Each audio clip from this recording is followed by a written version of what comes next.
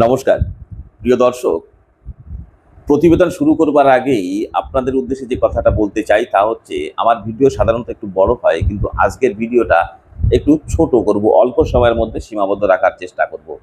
ভিডিওটি দেখার পর আপনাদের যদি মনে হয় এই ভিডিওর বিষয়বস্তুগুলো বহু সংখ্যক মানুষের কাছে পৌঁছে যাওয়া প্রয়োজন, বিশেষ করে এখনো যে পর্যায়ের ভোট বাকি হয়েছে, 29 তারিখের ভোট, সেই ভোটারদের কাছে পৌঁছে যাওয়া প্রয়োজন হয়, তাহলে পরে এই ভিডিও বা এই প্রতিবেদনটাকে একটু শেয়ার করবেন।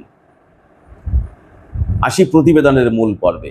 নিশ্চয়ই আপনারা লক্ষ্য করেছেন, এবার ভোটটা কিন্তু হচ্ছে নীরবে, অর্থাৎ এবার একটা ভোটারদের মধ্যে একটা নীরবতা কাজ করছে। কেমন নীরবতা? কোনো রাজনৈতিক দলের কোনো নেতাদের কাছে এটা প্রকাশ করছে না আমরা কাকে ভোট দেব, মুখের উপর কাউকে না করছেন না, অথচ তারা মনে মনে একটা সিদ্ধান্ত নিয়ে ফেলেছেন তারা কাকে ভোট দেবেন।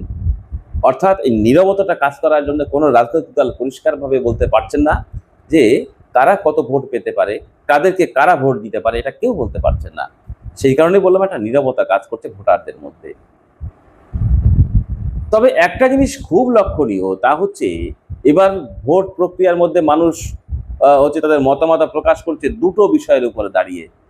দুটো বিষয়কে মানুষ খুব বিচক্ষণতার সঙ্গে যে পর্যবেক্ষণ করছেন। প্রথম দিকে যদি আমরা আসি, হচ্ছে রাজনৈতিক দলের সিম্বল, অর্থাৎ কোন রাজনৈতিক দলকে তারা ভোট দেবে তাদেরকে নিয়ে কিন্তু মানুষ পর্যবেক্ষণ করছে বেশ কয়েক বছর যাবৎ। অর্থাৎ একটি রাজনৈতিক দলের নীতিকে মানুষ বিচক্ষণতার সঙ্গে পর্যবেক্ষণ করেছে, তারপরে তারা ভোট দানে তাদের মতামত প্রকাশ করতে যাচ্ছে ইভিএম মেশিনে। আর একটা বিষয় হচ্ছে, মানুষ এবার ভোটাররা তারা প্রার্থীটাকে ভীষণভাবে লক্ষ্য করছে। কোন প্রার্থীকে ভোট দিলে রাজ্যের সাধারণ ভোটার বা সাধারণ মানুষের স্বার্থ সুরক্ষিত থাকবে, এটাও মানুষ দেখছে। এবার আমি যদি বিশ্লেষণে আসি, সংক্ষেপেই করব, সেটা হচ্ছে রাজনৈতিক দলের নীতি। প্রথম বিষয়টা যদি আসি, একটি রাজনৈতিক দলের নীতি। দেখুন, রাজনৈতিক দলের নীতি কি হয়, রাজনৈতিক দলের কাজ কি? তারা তো চায় যে তাদের নীতি হওয়া উচিত এইটাই যে মানুষের স্বার্থে কাজ করা, এবং মানুষের স্বার্থে কাজ করে মানুষের মন জয় করবে, এবং মন জয় করার ফলে ভোট প্রক্রিয়া বা গণতান্ত্রিক উপায়ে ভোট, সেই ভোটদানের মধ্য দিয়ে মানুষ সেই রাজনৈতিক দলকে ভোট দিয়ে জয়লাভ করাবে এবং তারা সরকার গঠন করবে, এবং সরকার গঠন করার পর তাদের নীতি দ্বারা সরকার পরিচালনা করবে, যে নীতির দ্বারা রাজ্যের সার্বিক উন্নয়ন সম্ভব। এটাই রাজনৈতিক দলের কাজ হওয়া উচিত। এখন মানুষ তো লক্ষ্য করছে, মানুষ তো দেখে। 2011 সালের আগে ছিল পশ্চিমবঙ্গে বামফ্রন্ট সরকার, তারা সরকার পরিচালনা করেছে দীর্ঘ 34 বছর। তারপর রাজ্যের মানুষের মনে হলো একঘেয়েমি হয়ে যাচ্ছে, একটু পরিবর্তন দরকার, আরেকটু যদি ভালো থাকা যায়। মানুষ সেটাও ভেবেছে, সেই কারণেই আরো একটু ভালো থাকবার জন্য মানুষ তৃণমূল কংগ্রেসকে ভোট দিল। বিরোধী দল হিসেবে তৃণমূল কংগ্রেস লড়াই আন্দোলন করেছে, এই কথা অস্বীকার করবার নেই, এবং একজন পরীক্ষিত বলেন এবং একজন বিচক্ষণ রাজনীতিক বলেন মমতা ব্যানার্জি, তিনি তৃণমূল কংগ্রেস প্রতিষ্ঠিতা করেছেন। তৃণমূল কংগ্রেস প্রতিষ্ঠিত করবার পর সেই দলটাকে মানুষ বিশ্বাস করে বামফ্রন্ট সরকারকে সরিয়ে তৃণমূল কংগ্রেসকে সরকার গঠনে সহায়তা করলো। তৃণমূল কংগ্রেস একটা বড় অংশের মানুষের মতামত নিয়ে সরকার গঠন করলো ভোটে জিতে। তারপর শুরু হলো তৃণমূল কংগ্রেসের পরীক্ষা, কারণ বামফ্রন্ট সরকার তো পরীক্ষিত। মানুষ দেখলো 2011 সালের পর, 11 সালের আগে যেভাবে সরকার পরিচালনা হয়েছে, মানুষ যে পরিবেশের মধ্যে বসবাস করতে পেরেছে, 2011 সালের পর তৃণমূল কংগ্রেসের নেত্রী মমতা ব্যানার্জি যখন তৃণমূল কংগ্রেস দ্বারা সরকার পরিচালনা করলো, ঠিক তার বিপরীত একটা পরিবেশ তারা সম্মুখীন হলো। পরিবেশের মানুষ উপলব্ধি করলো, মানুষ চেয়েছিল একটু ভালো থাকতে, মানুষ সেটা কি পেল? যে অভিযোগটা উঠে আসে রাজনৈতিক মহলে বা সাধারণ মানুষ যে কথাগুলো বলে, মানুষ চেয়েছিল গণতান্ত্রিক পরিবেশ। প্রথমেই আক্রান্ত হলো রাজ্যের গণতান্ত্রিক পরিবেশের উপর আক্রমণ আসলো, অর্থাৎ গণতন্ত্র আক্রান্ত হলো। তারপর বামফ্রন্ট সরকারের আমলে যে পরিবেশটা ছিল, একটা কর্মসংস্থানের পরিবেশ, শিল্প কলকারখানা থেকে শুরু করে কৃষিক্ষেত্র সমস্ত জায়গায় এক গণতান্ত্রিক পরিবেশ বজায় ছিল, মানুষ আর্থিকভাবে খানিকটা সচ্ছল ছিল। কিন্তু তৃণমূল কংগ্রেস সরকার গঠন করবার পর তৃণমূল কংগ্রেস ধীরে ধীরে ধীরে ধীরে দুর্নীতির পাকে নিমজ্জিত হতে থাকলো। তৃণমূল কংগ্রেসের একাধিক স্তরের নেতা কর্মী তারা দুর্নীতির জালে জড়িয়ে পড়লো। সীমাহীন দুর্নীতির অভিযোগে অভিযুক্ত হলো তৃণমূল কংগ্রেসের একাধিক স্তরের নেতা কর্মীরা এবং একাধিক মন্ত্রীরা দুর্নীতির দায়ে অভিযুক্ত হলেন। এবং দুর্নীতির দায়ে যখন অভিযুক্ত হলেন এই তৃণমূল কংগ্রেসের নেতাকর্মীরা, তখন তৃণমূল কংগ্রেস দেখলো এখান থেকে মানুষের দৃষ্টিটাকে অন্যদিকে ঘুরিয়ে দেওয়া প্রয়োজন। তখন ভ্রান্ত নীতি গ্রহণ করে রাজ্য পরিচালনার কাজ শুরু হয়ে গেল। আর সেই ভ্রান্ত নীতির দ্বারাই মানুষ একদিকে দুর্নীতি তার অভিযোগ, অন্যদিকে ভ্রান্ত নীতির সরকার পরিচালনা, স্বাভাবিকভাবেই রাজ্যের মানুষ এক ব্যাপক দুর্বিষহ যন্ত্রণার মধ্য দিয়ে দিন যাপন করতে বাধ্য হলো এই পশ্চিমবঙ্গের মানুষ। তাহলে একদিকে ভ্রান্ত নীতি, অন্যদিকে দুর্নীতি, এর ফলে রাজ্যের মানুষ ধীরে ধীরে তৃণমূল কংগ্রেসের উপরে অতিষ্ঠ হয়ে উঠল। তৃণমূল কংগ্রেসের নীতির সঙ্গে বামফ্রন্ট সরকারের নীতি অর্থাৎ সিপিআইএম এর নীতির একটা পার্থক্য তারা করতে পারলো। সেই কারণেই তৃণমূলের উপরে অতিষ্ঠ হয়ে রাজ্যের মানুষ ভাবলো এবার তৃণমূল কংগ্রেসকে একবার সরিয়ে দেওয়া যাক, তৃণমূল কংগ্রেসকেও রাজনৈতিকভাবে দুর্বল করতে হবে। মানুষ পরীক্ষা শুরু করলো। পরীক্ষামূলকভাবে বামফ্রন্টকে দেখেছে, বিজেপিকে কখনো মানুষ দেখেনি রাজ্যের শাসনে। তখন মানুষ ভাবলো এবার একবার বিজেপিকে আমরা পরীক্ষা করে দেখি। বিজেপিকেও মানুষ শক্তি বৃদ্ধিতে সহায়তা করলো। 2021 সালে 3 জন বিধায়ক থেকে একবারে 77 জন বিধায়ক পৌঁছে দিল রাজ্যের বিধানসভায় রাজ্যের মানুষের একটা আশা তৈরি হয়েছিল মনে, যে বিজেপি যেভাবে কথাবার্তা বলে তাতে করে রাজ্যের মানুষের এই তৃণমূলের দুর্নীতি এবং ভ্রান্ত নীতির ফলে যে দুঃখ দুর্দশার মধ্যে জীবনযাপন করতে বাধ্য হচ্ছে, এক দুর্বিষহ যন্ত্রণা বুকে নিয়ে মানুষ চলতে বাধ্য হচ্ছে, সেখান থেকে হয়তো বিজেপি মুক্তির পথ দেখাতে পারবে। কিভাবে মুক্তির পথ দেখাবে? তৃণমূলের বিরুদ্ধে যে অভিযোগগুলো দুর্নীতি এবং ভ্রান্ত নীতি, তার বিরুদ্ধে লড়াই করবে বিধানসভার ভেতরে এবং সেই দুর্নীতি থেকে সরে আসতে বাধ্য করবে এবং এমন একটা নীতি গ্রহণ করতে বাধ্য করবে সরকারকে, যে নীতির দ্বারা রাজ্য পরিচালনা করবে এবং রাজ্যের মানুষ ভালো থাকতে পারবে। বিধানসভার ভেতরে বঙ্গ বিজেপি এই ধরনের কোনো লড়াই আন্দোলন করতে পারলো না, যে লড়াই আন্দোলনের মধ্য দিয়ে তৃণমূলকে বা তৃণমূল কংগ্রেসের নেতা মন্ত্রীকে দুর্নীতি থেকে সরে আসতে বাধ্য করে এবং একটা সুনির্দিষ্ট সুচিন্তিত নীতি গ্রহণ করে সরকার পরিচালনা করতে বাধ্য করবে। বিজেপি এই কাজটা করতে পারলো না এবং বিধানসভার বাইরে সারা রাজ্যব্যাপী তারা এই কাজটা লড়াই আন্দোলন করলো না। এই দুর্বিষহ যন্ত্রণার যারা যন্ত্রণার মধ্যে দিন যাপন করছে এই সমস্ত অংশের মানুষের কল্যাণের স্বার্থে তারা কোনো লড়াই আন্দোলন করলো না। স্বাভাবিকভাবেই বিজেপির প্রতি মানুষের আশা ভঙ্গ হলো, আশাহত হলো, মোহভঙ্গ হলো। মানুষ তখন দেখলো বামফ্রন্ট পরীক্ষিত, তৃণমূল কংগ্রেস পরীক্ষিত, এবার সর্বশেষ বিজেপিকেও পরীক্ষা করা হলো। আর এই তিনটে দল যে পরীক্ষিত তিনটে দল, তার মধ্যে সব থেকে বেশি নাম্বার পেয়ে প্রথম স্থানে রয়েছে বামপন্থীরা, অর্থাৎ সিপিআইএম পার্টির নেতৃত্বে এই বামফ্রন্ট। কারণ বামফ্রন্ট যেভাবে সরকার পরিচালনা করেছে, মানুষ একটা ভালো পরিবেশের মধ্যে বসবাস করতে পারত, মানুষ সুখে স্বাচ্ছন্দ্যে বসবাস করতে পারত। স্বাভাবিকভাবে মানুষ আবার দেখলো তাহলে সিপিএমকে এই শক্তি বৃদ্ধিতে আবার সহায়তা করা যাক। মানুষ ধীরে ধীরে আবার সিপিএম এর প্রতি তাদের আস্থা ফিরতে লাগলো। আস্থা ফিরলেও এই তৃণমূল এবং বিজেপির উপরে অতিষ্ঠ হয়ে তারা একটা জায়গায় থমকে গেল।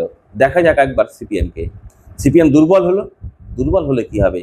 তারা মানুষের এই দুর্বিষহ যন্ত্রণা থেকে মানুষকে মুক্তির দাবিতে ধারাবাহিক লড়াই আন্দোলন শুরু করলো, লড়াই আন্দোলন করেই চললো। একদিকে মানুষের দুর্বিষহ যন্ত্রণা থেকে মুক্তি, শিল্প কলকারখানা গঠন, দুর্নীতির বিরুদ্ধে লড়াই, ভ্রান্ত নীতির বিরুদ্ধে লড়াই, বেকারের কর্মসংস্থান, বসবাস উপযুক্ত একটি গণতান্ত্রিক পরিবেশ, এই দাবি নিয়ে নারী সুরক্ষা, এই দাবি নিয়ে ধারাবাহিকভাবে লড়াই আন্দোলন করে চললো আপোষহীনভাবে। এবং বিজেপির বিরুদ্ধে যে অভিযোগ, তাদের ব্যর্থতা ঢাকতে গিয়ে যে ধর্মীয় মেরুকরণের রাজনীতিকে আমদানি করলো বঙ্গ রাজনীতিতে, তার বিরুদ্ধেও লড়াই করলো এই সিপিআইএম পার্টি। আর এই ধর্মীয় মেরুকরণের রাজনীতি মানুষের বিভেদ তৈরি করে, মানুষকে ঐক্যবদ্ধ করতে পারে না, মানুষের বিভেদ করে একটা অরাজক পরিস্থিতি তৈরি করতে সহায়তা করে ধর্মীয় মেরুকরণের রাজনীতি। আর বিজেপি সেই রাজনীতির আমদানি করলো বঙ্গ রাজনীতিতে তৃণমূল কংগ্রেসের হাত ধরে। এই অভিযোগ বামপন্থীরা ধারাবাহিকভাবে করলো এবং মানুষের দুঃখ দুর্দশা মোচনের দাবিতে লড়াই করে চললো আপোষহীনভাবে। তখন বিজেপির উপর থেকে যারা হতাশ হলো তারা এবং তৃণমূল কংগ্রেসের প্রতি অতিষ্ঠ হওয়া মানুষগুলো যখন জোটবদ্ধ হয়ে তারা ধীরে ধীরে সিপিআইএম পার্টির দিকে যাত্রা শুরু হলো ধীরে ধীরে সিপিআইএম পার্টির শক্তি বৃদ্ধি। কারণ মানুষ এই তিনটে রাজনৈতিক দলের নীতিকে লক্ষ্য করেছে। সব থেকে বেশি যে ভালো লেগেছে রাজ্যের মানুষের, এই কারণেই ভালো লাগলো, এই লাল ঝান্ডা কাঁধে নিয়ে দুর্বল হয়ে যাওয়ার পরেও, রাজনৈতিকভাবে তাদের দুর্বল হয়ে যাওয়া তারপরেও লাল ঝান্ডা ছেড়ে তারা বেরিয়ে যায়নি। লাল ঝান্ডা কাঁধে নিয়ে তারা মানুষের দুঃখ দুর্দশা যন্ত্রণা থেকে মুক্তির দাবিতে ধারাবাহিকভাবে লড়াই করলো। স্বাভাবিকভাবেই এই লাল ঝান্ডার নীতি, সিপিএম পার্টির নীতিকে মানুষ আবার বিশ্বাস করতে শুরু করলো। শুরু হলো সিপিএম পার্টির শক্তি বৃদ্ধি, ব্যাপক শক্তি বৃদ্ধি হলো। আর অন্যদিকে বঙ্গ বিজেপি ধীরে ধীরে ধীরে ধীরে পেছনের সারিতে চলে যেতে থাকলো, কারণ তাদের উপর থেকে মানুষ সমর্থন প্রত্যাহার করে নিয়েছে। এইটা গেল মানুষের একটা বিচক্ষণতার সঙ্গে মানুষ বিচার বিশ্লেষণ করেছে এই তিনটে রাজনৈতিক দলের নীতি, মানুষ সিপিএমকে আবার পছন্দ করলো। স্বাভাবিকভাবেই মানুষ এই সিপিআইএম পার্টিকে ভোট দেবে নীতি আদর্শের উপরে দাঁড়িয়ে, এটা কিন্তু একটা পরিষ্কার চিত্র ইতিমধ্যে ফুটে উঠেছে। আচ্ছা, এবার যদি আসি দ্বিতীয় বিষয়টা, প্রার্থী। অনেকেই বলেন বিধানসভা লোকসভায় প্রার্থী দেখা হয় না, রাজনৈতিক দল দেখা হয়। রাজনৈতিক দলের কথা বললাম, প্রার্থীও দেখা হয় কোনো কোনো সময় পরিস্থিতি পরিবেশের উপর দাঁড়িয়ে। আপনি দেখুন তো, এই যে এতক্ষণ বললাম যারা এই যে লড়াই আন্দোলন করলো মানুষের দুঃখ দুর্দশা মোচনের দাবিতে, কারা লড়াই আন্দোলন করেছে? সিপিএম পার্টির। আদালতের ভেতরে লড়াই করেছে বিকাশ রঞ্জন ভট্টাচার্যের মতো অসংখ্য বামপন্থী নেতৃত্বরা। বামপন্থী আইনজীবীরা আদালতের মধ্যে লড়াই করেছে। সুদীপ্ত দাশগুপ্ত, বিক্রম ব্যানার্জি, ফিরদৌস শামীম, বিকাশ ভট্টাচার্য, শামীম আহমেদের মতো সায়ন ব্যানার্জি, যিনি আবার প্রার্থী হয়েছেন। এই অসংখ্য লোকেরা আদালতের ভেতরে এরা লড়াই শুরু করলো এই দুর্নীতির বিরুদ্ধে এবং ভ্রান্ত নীতির বিরুদ্ধে লড়াই শুরু করে দিল। আর আদালতের বাইরে লড়াই করলো কারা? আজকে নবীন প্রজন্মের একাধিক নেতৃত্ব উঠে এসেছে সিপিএম পার্টির হাত ধরে, যাদের সঙ্গে দুর্নীতির কোনো সম্পর্ক নেই, দুর্নীতি যাদের স্পর্শ করতে পারে না, দুর্নীতিমুক্তভাবে আপসহীনভাবে লড়াই করে মানুষের সুখ দুঃখের সাথী হয়ে। সেই মীনাক্ষী মুখার্জি, খড়গ্রাম বিধানসভা কেন্দ্রে ভোট হয়ে গেছে, ধ্রুবজ্যোতি সাহা, কলতান দাশগুপ্ত, বালিগঞ্জ বিধানসভা কেন্দ্রের গবেষক হচ্ছে একজন গবেষক শিক্ষার্থী আফরিন বেগম, আপনার উত্তর দমদম বিধানসভা কেন্দ্রের প্রার্থী দীপশিতা ধর, সুশিক্ষায় শিক্ষিত ডক্টর, তিনি পিএইচডি করেছেন, ডক্টরেট উপাধি লাভ করেছেন। সেই দীপশিতা ধর হচ্ছে দমদমে বিধানসভা কেন্দ্রের আমাদের রাজ্যের শিক্ষামন্ত্রী ব্রাত্য বসুর বিরুদ্ধে লড়াই করছে ময়ূকী বিশ্বাস। অভয়ার দাবিতে লড়াই আন্দোলন করে জেল খাটতে হয়েছিল সেই কলতান দাশগুপ্ত। হচ্ছে বরানগর বিধানসভা কেন্দ্রের প্রার্থী সায়নদীপ মিত্র, রাজারহাটে নিউ টাউনের প্রার্থী গৌতম দেবের ছেলে সপ্তর্ষি দেব। এরকম অসংখ্য নবীন প্রজন্মের নেতৃত্বরা এই ভোটের লড়াইতে অবতীর্ণ হয়েছেন সিপিআইএম এর প্রার্থী হিসাবে। লাল ঝান্ডার কাস্তে হাতুড়ি তারা সিম্বল নিয়ে তারা ভোটের ময়দানে অবতীর্ণ হয়েছেন। তারা অনায়াসেই পারত এই রাজনীতিতে না এসে, যে শিক্ষা তারা সুশিক্ষিত হয়েছে, একটা মোটা মাইনার, একটা মোটা প্যাকেটের মাইনের চাকরি পেয়ে তারা নিজেদের আরামায়াসে দিন যাপন করতে পারত। আর এই মীনাক্ষী মুখার্জি, তিনি তো চাকরি ছেড়ে দিয়ে এসে এই রাজনীতিতে সামিল হয়েছেন মানুষের দুঃখ দুর্দশা মোচনের লড়াইতে। চাকরি ছেড়ে দিয়েছেন। আপনি ভাবুন একবার, এই মীনাক্ষী মুখার্জি কলেজের চাকরি, একটা ভালো টাকা মাইনে পেতেন তিনি। দীপশিতা ধর, তিনি ডক্টরেট উপাধি লাভ করতে পেরেছেন, শিক্ষাগত যোগ্যতায় এত দূর পৌঁছেছেন, তিনি চাইলে শুধু দেশে নয় বিদেশেও তার কাছে বহু বড় বড় চাকরির অফার ছিল। লক্ষ লক্ষ টাকা মাইনের চাকরি তিনি অনায়াসেই করতে পারতেন, আরামায়াসে দিন যাপন করতে পারতেন। তা করেননি। তিনি মানুষের সুখ দুঃখ মোচনের দাবিতে লড়াই আন্দোলন করে চলেছেন। ওই লোভনীয় বড় মাইনের চাকরি অনায়াসেই ছেড়ে দিয়ে নিজের জীবনটাকেই হচ্ছে অবতীর্ণ করেছেন লড়াই আন্দোলনের মধ্য দিয়ে মানুষের সুখ দুঃখ মোচনের দাবিতে। কলতান দাশগুপ্ত, যিনি অভয়ার ন্যায় বিচারের দাবিতে জেল খাটলেন, তিনি যখন জেলের মধ্যে তাকে নিক্ষেপ করা হলো, তার মেয়ে, তার কন্যা সন্তান পৃথিবীর আলো দেখলো, সেই সময় তাকে বাইরে থাকতে দেওয়া হলো না, তাকে হচ্ছে জেলের মধ্যে রেখে দেওয়া হলো। আপনি ভাবুন তো একবার, ময়ূক বিশ্বাস, আপনি ভাবুন তো সৃজন ভট্টাচার্যের কথা। এই যে শিক্ষায় শিক্ষিত হয়েছে, এরা অনায়াসেই হচ্ছে আরামায়াসে দিন যাপন করতে পারত এসি ঘরের মধ্যে বসে। তা নয়, এই প্রখর রোদ্রের মধ্যে লড়াই আন্দোলন করে যেতে এই সায়নদীপ মিত্র, বরানগর বিধানসভা কেন্দ্রের রাজারহাট নিউ টাউনের সপ্তর্ষি দেব, এরা চাইলেই অনায়াসে দিন যাপন করতে পারতো, আরামায়াস দিন যাপন করতে পারতো। সেটা করলো না। পুরো জীবনটাই তারা অতিবাহিত করতে চলেছে এই রাজনীতির ময়দানে। এবং এরা এত বিনয়ের সঙ্গে মানুষের সঙ্গে আলাপ ব্যবহার করে, এত বিনয়ী এরা। দেখুন, একটা অপরাধকে ঘৃণা করে, আর একজন অপরাধী একটা ভালো মানুষকে ভালোবাসে, তাকে কাছে পেতে চায় ভালো মানুষকে। সেইভাবেই রাজ্যের মানুষ তৃণমূলের প্রার্থীদের দেখছেন, যাদের একটা বড় অংশে বিভিন্ন রকম দুর্নীতির দায়ে অভিযুক্ত, বিজেপির প্রার্থীদেরও দেখছেন, তারাও একবার এদল একবার ওদল একবার এদল ওদল করে চলেছেন। কোনো রাজনৈতিক দল স্বচ্ছ নেই রাজনৈতিকভাবে, একমাত্র সিপিআইএম পার্টির এই নবীন প্রজন্মের নেতৃত্বরা এক প্রচণ্ডভাবে এরা বিনয়ী, এরা ভদ্র, দুর্নীতি এদের স্পর্শ করতে পারে না, দুর্নীতি থেকে এরা শত যোজন দূরে থাকে, দুর্নীতি এদের কাছে আসতে ভয় পায়। আজ পর্যন্ত কোনো তদন্তকারী সংস্থা সিপিআইএম পার্টির নবীন প্রজন্মের একজনের নেতার বিরুদ্ধে তদন্ত করবার সাহসও পর্যন্ত করতে পারেনি। স্বাভাবিকভাবে মানুষ একদিকে প্রার্থী হিসাবে এই সিপিআইএম পার্টির প্রার্থীদের বিচার বিশ্লেষণের মধ্য দিয়ে বিচক্ষণতার সঙ্গে এদেরকে বিশ্লেষণ করেছে, এদেরকে অবজারভেশন রেখেছে, অবজার্ভ করছে এবং এদের বিচার বিশ্লেষণের মধ্য দিয়ে এদেরকে পছন্দের প্রার্থী হিসাবে বেছে নিতে শুরু করেছে ইতিমধ্যেই। সেই কারণে তাদের মিটিং মিছিলে এত লোক, কলতানের পিছনে এত লোক। দীপশিতা কার কথা বলবো, যার কথা বলবো কম হয়ে যাবে। অর্থাৎ একদিকে সিপিএম পার্টির নীতি দেখেছে রাজ্যের মানুষ, তৃণমূল বিজেপির নীতিকে সঙ্গে, তৃণমূল এবং বিজেপির নীতির মধ্যে কোনো ফারাক মানুষ খুঁজে পাচ্ছে না। মানুষ তৃণমূল এবং বিজেপির সঙ্গে ফারাক খুঁজে পাচ্ছে বামপন্থীদের, সিপিআইএম পার্টির, সেই কারণে সিপিএম পার্টিকে বেছে নিয়েছে মানুষ। অন্যদিকে প্রার্থী হিসাবে তৃণমূল এবং বিজেপির সঙ্গে পার্থক্য করেছে সিপিআইএম পার্টির এই প্রার্থীদের। একদিকে বিকাশ রঞ্জন ভট্টাচার্য, অন্যদিকে এই নবীন প্রজন্মের নেতৃত্ব আফরিন, সায়নদীপ মিত্র, দীপশিতা ধর, কলতান দাশগুপ্ত, সপ্তর্ষি দেব, বড়নগরের সায়নদীপ মিত্র, মীনাক্ষী মুখার্জি। মানুষ এদেরকে পছন্দের প্রার্থী হিসাবে বেছে নিতে শুরু করেছেন। এছাড়া তো বিভিন্ন জায়গায় রয়েছে। অর্থাৎ একটা কথা পরিষ্কার হয়েছে, যেটা হচ্ছে 2026 সালের বিধানসভা নির্বাচনে এই সমস্ত বিচার বিশ্লেষণের মধ্য দিয়ে মানুষ বামপন্থীদের বেছে নিচ্ছে এবং একটা বড় সংখ্যক বিধায়ক নিয়ে বামপন্থীরা বিধানসভার ভেতরে যেতে চলেছে।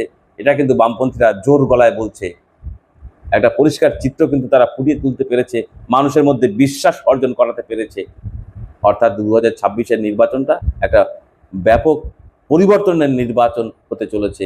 আর এই পরিবর্তনের নির্বাচনটা 2029 আগামী 29 তারিখ পর্যন্ত যদি চলতে থাকে, তাহলে ধূলিসাৎ হয়ে যাবে বঙ্গ বিজেপি। তৃণমূল কংগ্রেস এক রাজনৈতিক বিপর্যয়ের মধ্যে পড়তে চলেছে। সরকারের গঠনের ক্ষেত্রে এক নির্ণায়ক ভূমিকা গ্রহণ করতে চলেছে এই বামেরা। আজকে এটাই ছিল আমার আজকের এই পর্বের প্রতিবেদনের বিষয়। দেখা হবে পরবর্তী আরেকটি প্রতিবেদনের সঙ্গে। ততক্ষণ ভালো থাকুন, সুস্থ থাকুন।